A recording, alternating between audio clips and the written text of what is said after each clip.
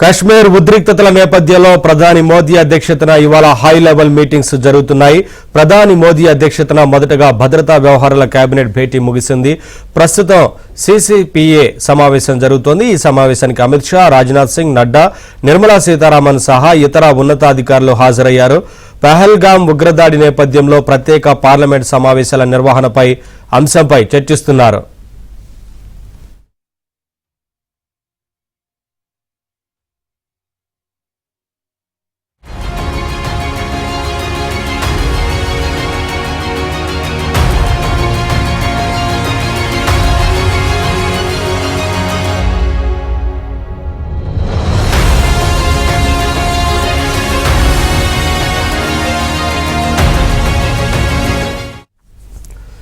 పహల్గామ్ దాడి తర్వాత జరుగుతున్న రెండో భేటీ ఇది. తొలి సమావేశంలో వీసాల రద్దు, సరిహద్దు మూసివేత, సింధు జలాల ఒప్పందం రద్దు చేయాలని నిర్ణయం తీసుకున్నారు.